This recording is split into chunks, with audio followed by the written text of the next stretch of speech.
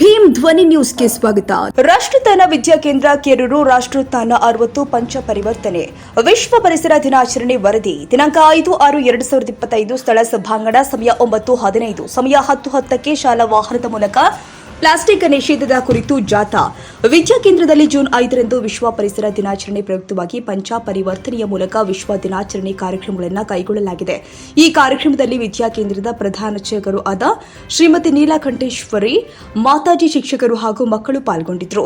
ಕುಮಾರಿ ಧನ್ಯಾ ಹುಟ್ಟುಹಬ್ಬದ ಆಚರಣೆಯೊಂದಿಗೆ ಕಾರ್ಯಕ್ರಮವು ಪ್ರಾರಂಭವಾಗಿದೆ.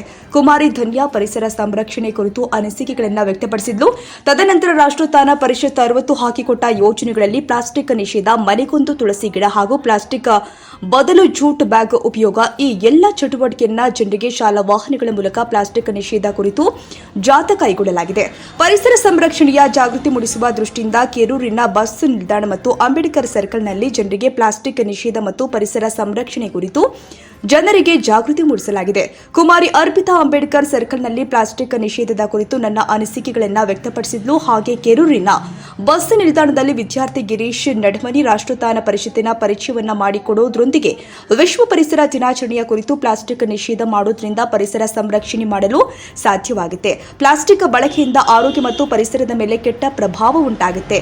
ಅದಕ್ಕಾಗಿ ನಾವೆಲ್ಲರೂ ಕೂಡ ಪ್ಲಾಸ್ಟಿಕ್ ಅನ್ನ ನಿಷೇಧ ಮಾಡಬೇಕು ಅಂತ ಹೇಳಿದ್ರು. ಅಷ್ಟೇ ಅಲ್ಲ, ಜೂಟ್ ಬ್ಯಾಗ್ಗಳನ್ನು ಕೂಡ ಉಪಯೋಗಿಸಬೇಕು. ನಮ್ಮ ಶಾಲೆಯ ಪ್ರಧಾನಾರ್ಚಕರು ಆದ ಶ್ರೀಮತಿ ನೀಲಕಂಠೇಶ್ವರಿ ಮಾತಾಜಿ ಅವರು ಎಲ್ಲಾ ಮಕ್ಕಳಿಗೂ ತುಳಸಿ ಗಿಡವನ್ನ ವಿತರಿಸುವ ಮೂಲಕ ಪರಿಸರ ಪ್ರಜ್ಞೆಯನ್ನ ಪಾಲಕರಿಗೆ ಮೂಡಿಸಿದರು. ಮನೆಗೊಂದು ತುಳಸಿ ಗಿಡವನ್ನ ನೆಡೋದ್ರಿಂದ ಜನರಲ್ಲಿ ಮತ್ತು ಪಾಲಕರಲ್ಲಿ ಪರಿಸರ ಜಾಗೃತಿಯನ್ನು ಮೂಡಿಸಿದರು. ಅಷ್ಟೇ ಅಲ್ಲದೆ ಪರಿಸರ ದಿನಾಚರಣೆ ಕುರಿತು ಎಸ್ಟಿಪಿ ಅವಧಿಯಲ್ಲಿ ಪ್ಲಾಸ್ಟಿಕ್ ನಿಷೇಧ ವಿಷಯಗಳ ಕುರಿತು ಮಕ್ಕಳು ಕ್ಲಬ್ ಚಟುವಟಿಕೆ ಮೂಲಕ ಶಾಲಾ ಆವರಣದಲ್ಲಿ ಪ್ಲಾಸ್ಟಿಕ್ ಸರ್ವೆ ಮಾಡಿ ಪ್ಲಾಸ್ಟಿಕ್ ನಿಷೇಧ ಕುರಿತು ಮುಂಜಾಗ್ರತಾ ಕ್ರಮವನ್ನು ಕೂಡ ಕೈಗೊಳ್ಳಲಾಗಿದೆ.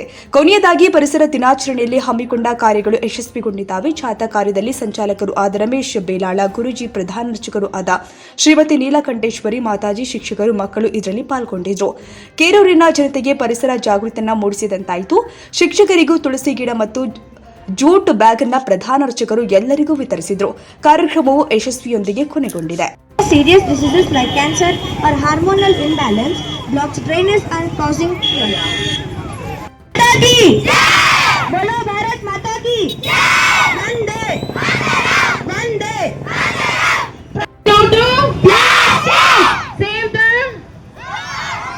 save the yes धन्यवाद. Lower classes will be boarding the buses at 5. Yes, all of you say. ಮನೆಗೊಂದು ಮರ, ಕಾಡನ್ನು ಬೆಳೆಸಿ, ನಾಡನ್ನು ಉಳಿಸಿ. Say no to plastic. ಕಾಡು ಉಳಿಸಿ, ಭವಿಷ್ಯ ಉಳಿಸಿ. ಬ್ಯಾಗ್ಗಳ ಬಳಕೆ ಮತ್ತು ಮನೆಗೊಂದು ತುಳಸಿ ಗಿಡ ನೀಡುವುದರ ಮೂಲಕ ಜನರಲ್ಲಿ ಪರಿಸರ ಸಂರಕ್ಷಣೆಯ ಕುರಿತು ಜಾಗೃತಿ ಮೂಡಿಸಲು ಈ ಕಾರ್ಯವನ್ನು ಕೈಗೊಳ್ಳಲಾಗಿದೆ. ರಾಷ್ಟ್ರೋತ್ಥಾನ at 60 ಇದರ बोलो भारत माता की ಕಾಡನ್ನು ಉಳಿಸಿ, ಕಾಡನ್ನು ಉಳಿಸಿ.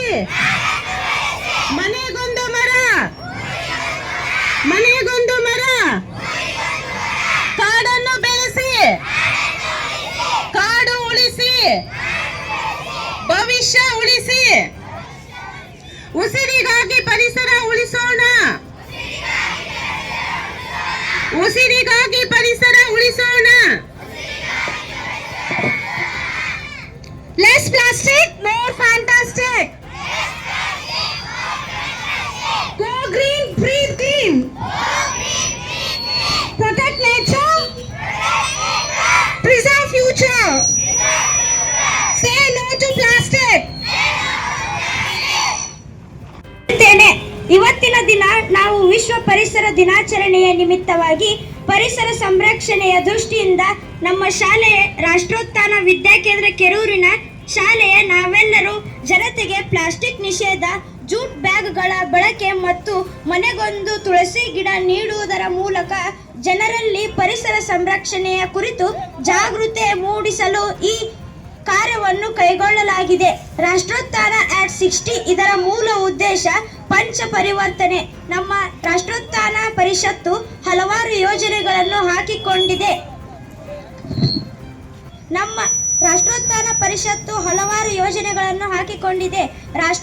ಪರಿಷತ್ತು 1965ರಲ್ಲಿ ಸ್ಥಾಪಿತವಾದ ಸಮಾಜ ಸೇವಾ ಸಂಸ್ಥೆ.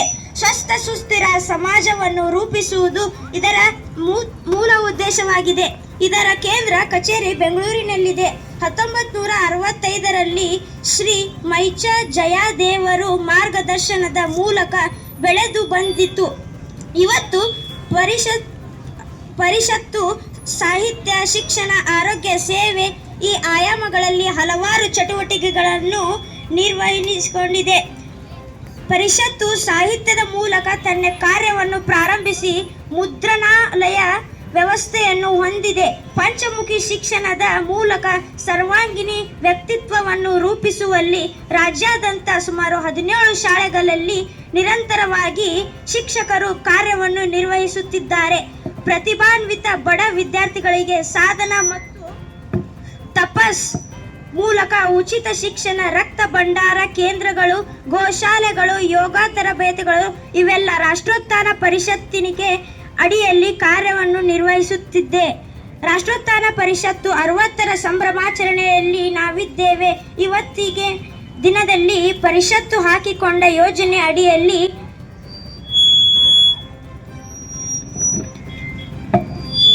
ರಾಷ್ಟ್ರೋತ್ಥಾನ ಸಂರಕ್ಷಣೆಯ ಕುರಿತು ನಾವೆಲ್ಲರೂ ಜಾಗೃತರಾಗಬೇಕು.